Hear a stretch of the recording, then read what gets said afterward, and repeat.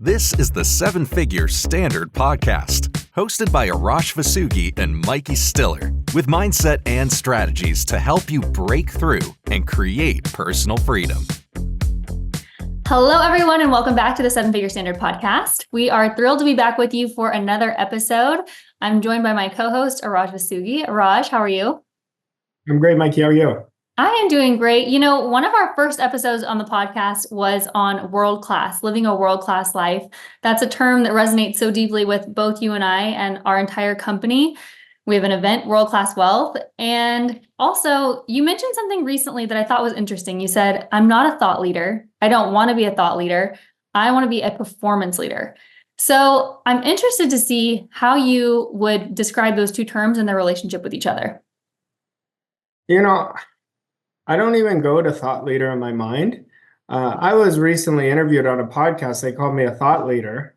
I'm more interested in being a performance leader because I want to teach people how to get the best results they can in the most effortless and effective way.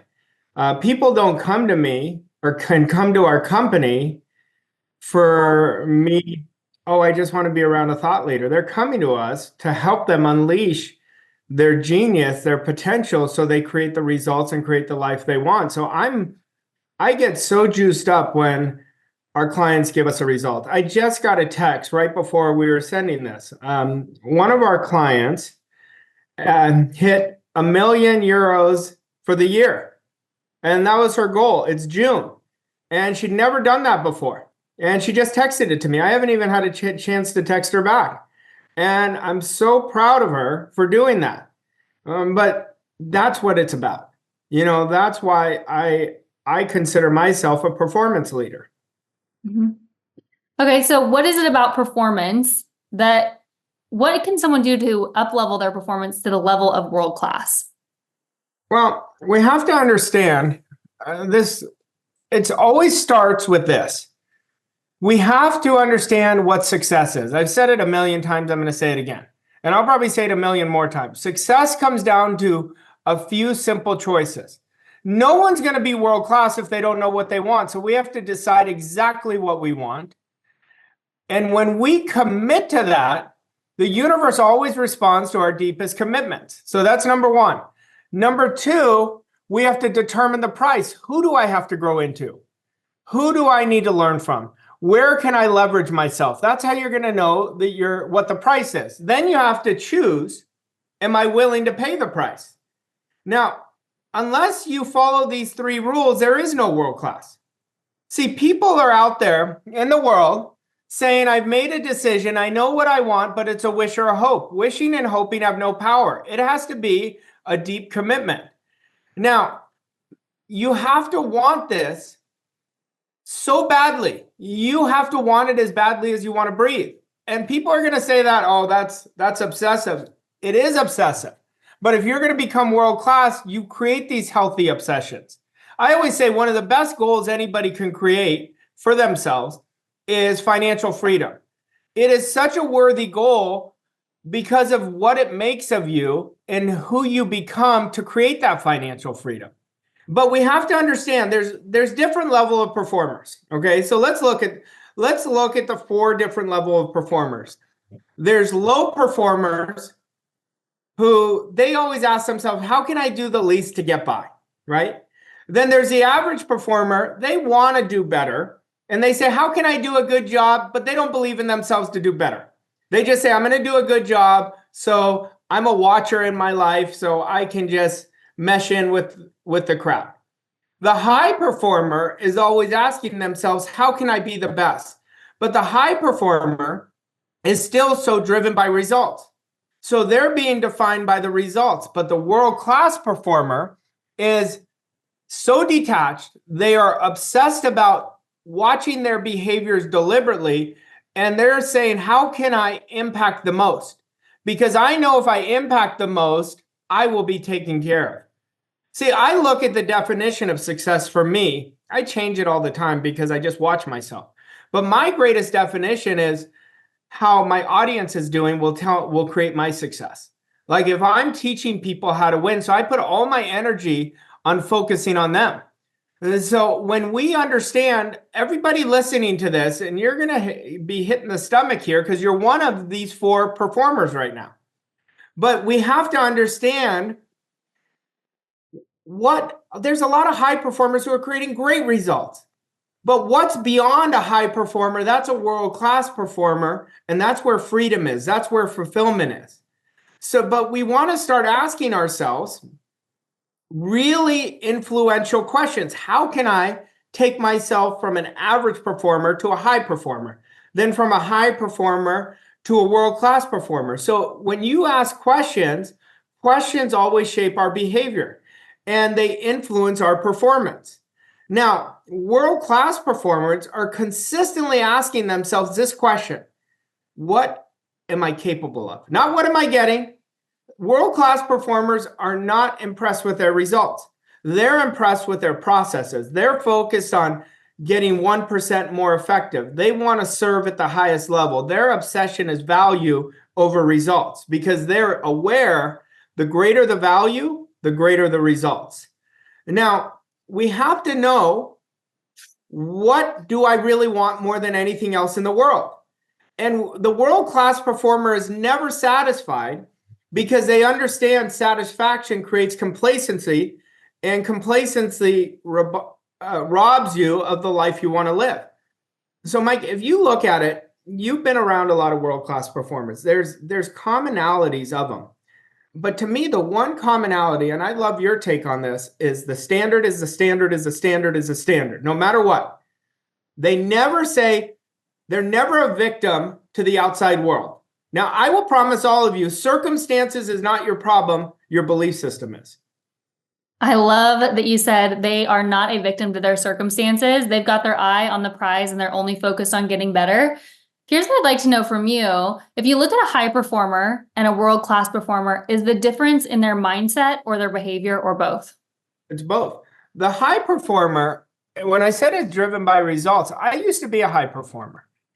And I was really up and down. If my results were really good, I'd be really high. If they weren't as good, I'd be really low. But I was a high performer at the end of the month, if you looked at my results. But I was not happy emotionally. And so we've got to understand the high performer is still very insecure. Like if I looked at myself, I was very insecure to the outside world. When I became a world-class performer, when I made leadership at the forefront of my mind, when I made service at the forefront of my mind, everything changed. Now let's define this a little deeper. The world-class performers are never done growing, and they consistently are reinventing themselves. Now, there's a lot of people who read a lot of books. I mean, I just ordered 10 books yesterday, and I'm not going to read all 10, but eventually I'm going to get to them, and I'm going to read parts of the books. But I'm getting them because I'm keeping them on my office because it's reminding me, there's something in here that I can learn. But if we're just listening to podcasts, like let's say people are listening to our podcast, that doesn't mean they're reinventing themselves. It's doing what we're suggesting that we know that works because we've proven it. So we want to understand what reinventing means. It means behaving out of our identity. But let's go another step deeper. World-class, the characteristics of a world-class performer, they highly believe in themselves. They believe in themselves at a significant level. They know that they can do so much better, so they know they're capable of more. Hence, what else am I capable of? And they're motivated by themselves. They don't need somebody to motivate them, but they always operate with one of the greatest attitudes, and that's with a sense of urgency. And so in the world class, do their best work in private. They know they practice their craft and they're never satisfied. They're always looking at how they can present better. They're looking at how they can stretch their mind further. They're looking at how they can create the new paradigm and the new paradigm after that. And their number one goal, if you're around them, is how can I beat my personal best? Arash, you mentioned the word obsession at the beginning of this podcast. Do you think that there's a certain level of obsession that is required to reach the level of world class? Absolutely. But I think you have to love what you're doing. And see, how you look at your work is one of the most important relationships you have. So I don't know anybody who's world class who doesn't love what they do. Like, do you? No. I don't know anybody. I mean, I wasn't world class until I built myself world class because I found my purpose and I found what I love to do. Think about these stats. We spend, on average, 100,000 plus hours at work. Now, why do we work those and how do we use those hours? Most people walking are prisoners. They don't love what they do. They don't think about creating great work because they think, oh, it's just fulfilling my needs. See, we've got to start fulfilling ourselves because that's where true wealth is created. But that's what's going to allow you to go and create the best version of yourself. Work is not designed for us. We're designed to work. Earl Nightingale used to say that. We are designed to work. Work is for us, not us for work. So if you understand that, and if you're sitting there listening to this and saying, I don't love what I do, life is so short. I'm telling you this right now. Go find what you love. Journal every single day. What do I really love to do? What are my passions?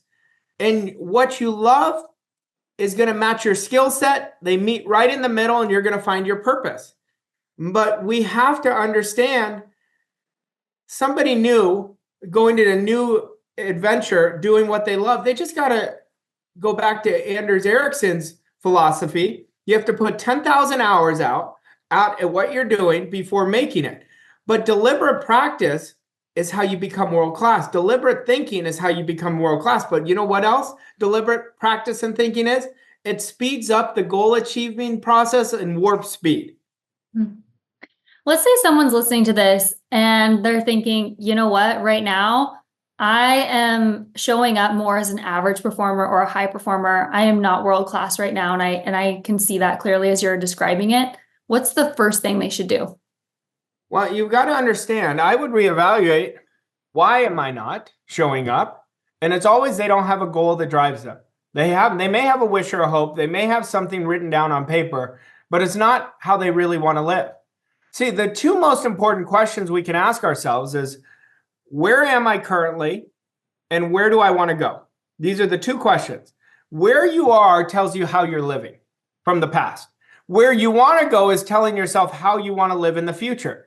And all your energy has to start with knowing what you want, where you're going, and being committed to it. You do not need to know the how. A lot of people get stuck on the how. I remember I used to get stuck on the how when I first started studying this. It said, take inspired action. I said, what is that? I don't even know. I don't know the how because I was so ignorant because I hadn't developed the understanding.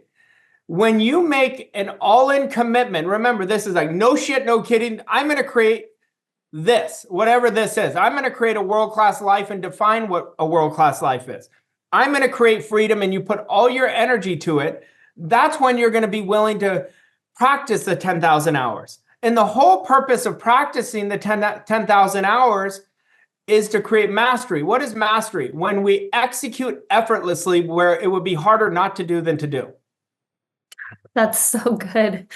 So freaking good. Okay. So whenever you're developing a world-class mindset, so this is, I'm talking outside of the action steps you're going to take, outside of what you're actually doing.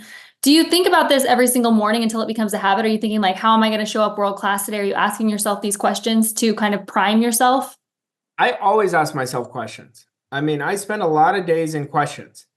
This episode came from a question because I thought it would be value. And I was driving home from the gym and I said, what would be an episode that could spark somebody to really get intentional? Because you know how I was talking about the 100,000 hour rule with how many hours we work? Yeah. You want to spend that 100,000 hours being intentional. It's about being the person you want to become. See, the worst thing for people is they don't treat work as an opportunity. To me, we get to work. There's a lot of people who don't have any juice in what they're doing because they don't have a great relationship with work. Just like I have a great relationship with you, Mike, I have a great relationship with my kids, my wife. Those are things that are important to me. So whatever's important to you, you're going to do. See, I always ask people, are you willing to let me help you? And because I know I can help them, but I ask that question And if they don't have follow through with it, they don't really want it. See, your actions will tell you what you really prioritize the most. And somebody will say, no, I really want it, but I can't. You can always find a way. But treating work as an opportunity is an absolute game changer. It is an absolute game changer. But let's go back into this. What is the highest level of mastery? It's when you're performing according to your standard. Your income will always tell you if you're doing that. It always reflects your identity, and you will never outperform your story and how you see yourself. And so world class is about your automatic operating system that's creating your habits. That's why our attitudes are so much more important than our habits. But if you're sitting there right now and say, I would love to be world class, listen, every world class performer was an absolute insecure, limiting belief individual who started one day. And I love the quote by Don Shula. He said, the start is the hardest part. Once you get started, just one day, and make every day day one, you're going to change the script. But I want to emphasize, if you're not doing the work you love, that's why people start and stop. They don't start and stop because they want to sabotage themselves. They're not going after something so big. I was working with a client yesterday in our peak performers program, and he told me his goal. He said, right now I am at several million a year, and I want to take it to 20 plus million. But he said, we're on track to do it. I said, you got to change your goal. You already know how. You're already going to do it, what you're doing. You got to change a goal that is bigger than that. So it will inspire you to grow your processes, grow your systems, grow your behaviors, grow your leadership. And he really got it. He connected to it right away. And he said, you know what he said to me yesterday? He said, I've been thinking about this. It's almost like you need to hear it so you give yourself permission to stretch. Stretching is the deal. And if we're not stretching, we're screwing around. Now, if somebody doesn't like that, we're probably not the right people for them. We're not the right podcast for them, because this is who we are. This is how we live. And I will tell you this, if you do this, what I tell you for 12 months, you'll never go back. So good. I love that you talk about falling in love with your work, because I do think that's so important. Just a moment ago, you mentioned the difference between having a goal and a wish or a hope. And I think a lot of people get caught up in this because they think, oh yeah, no, I have a goal. And they don't understand that it's not a goal. So what makes a goal and not just a wish or a hope? Because I think that's like the first step to falling in love with your work. The goal, if somebody doesn't know what they want to do, the goal is the purpose. So the goal is what you really have already planted. This is where you're going no matter what. There's no going back. That's what a goal is. But we got to understand, goal setting is not the deal. Goal setting is an intellectual exercise. Goal achievement happens by exact law. What does that mean? That means you have to work in harmony with the laws of your mind. And you have to work in harmony with the laws of the universe. See, when I teach on several different levels of teaching. So even this podcast episode, I teach tactics, that's the lowest level. I teach processes, that's the next level. And then I teach your essence of who you are, which is the highest level. And so you've got to understand, when we're performing at 3 levels of learning as well. There's some people who just perform based on tactics. I do this, then I do this. Then you'll see the elite performers, they're performing on tactics, processes, essence, or mindset. You have to understand all 3 parts of learning. So that's what you want to do to create effortless results. But the biggest thing is about accepting the goal that it is already done. And you want to relentlessly accept it. Relentlessly, like it is done. And when you do that, now you're detached. The world-class performers never worried about the results. They know if they're going to do it. So they're masters about being detached and not being attached to a circumstance. Okay, go further on that. What do you mean by detached? Detached, well, if they have adversity, they don't let it control them. They're focused so diligently on what's next. So they're always pivoting forward. The minute we look forward, all our energy is towards our goal. All our energy is towards our future self. The average performer and the high performer, they go in and out of attachment. The average is significantly attached, but they don't have the right self-esteem yet. The high performer has a greater self-esteem, but they are attached to the results. If something happens, they go to the problem. Mm-hmm. See, we've got to stop putting obstacles in front of us.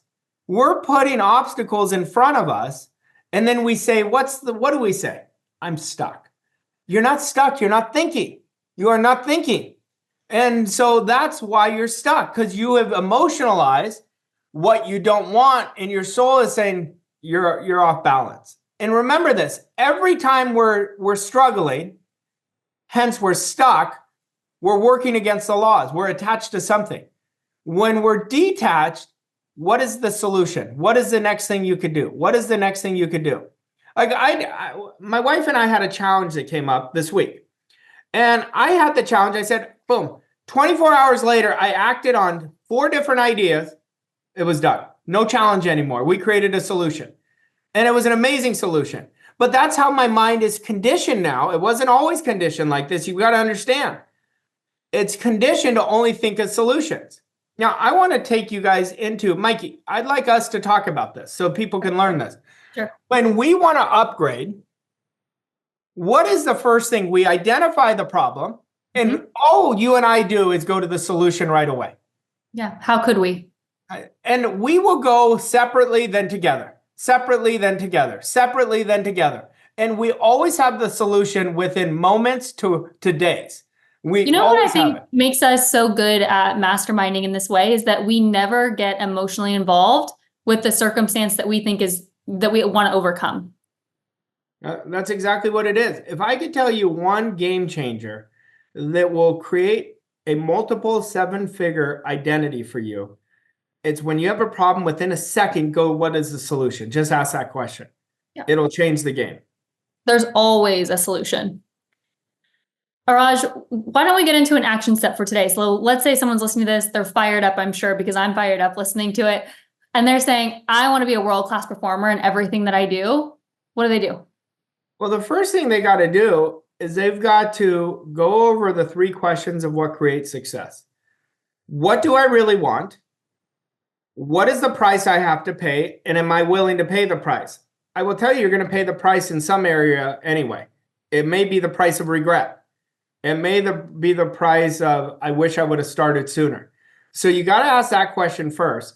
And then you got to ask, am I in love with my goal? Do I have a goal that is a wish or a hope? Or do I have a goal I'm in love with? And if it's a wish or a hope, you don't have the right goal, or you don't have the right commitment to the goal. You may have the right goal, but it's not a goal yet. It's in the wishing and hoping. So you have to commit in every cell of your being and make it a game for the next 6 months. Make it a game. I'm just going to go all in every day. Every day, 5 days a week, I'm going to work on my goal achieving activities, but I'm going to make sure that if my goal is not a love story, I'm not connected to it. So you have to fall in love with your goal. So you do the repetition of believing it by the auto-suggestion and writing out your goals. Because remember, every time you auto-suggest, you're planting it in your consciousness of how you're going to live in the future. That's what your subconscious is picking up. So you have to get really diligent with your mindset, with your processes, and with your actions, and forget about the how. Once we have an all-in commitment, the how always shows up. And that would be how I would start and really define it. But make the decision by December 31st. I am going to be so proud. I am going to high five my future self of what we created together. And you're going to create a world-class life. Thank you so much, Arash. You know, this has been a powerful episode. Every single episode, we give you an action step at the end. And I want to encourage you not to just listen to the podcast, but to do the action step, because that's where the results start transforming. And that's what we want for you. We want you to transform your results. All right. If you enjoyed this episode, please leave us a rating and review, share it with your friends and family, and we'll see you next week with another episode. Thanks, Arash. Thanks, Mykie. Thank you for listening to this episode of 7-Figure Standard. We hope you found the insights and strategies helpful on your journey to success. If you enjoyed this episode, please leave us a rating and review on your favorite podcast platform to help us reach more people like you. To learn more about Arash and Mykie and how Voss Coach & Co. can help you achieve your goals and reach new levels of success, visit vosscoachandco.com. Thank you again for listening, and we'll see you on the next episode of 7 Figure Standard.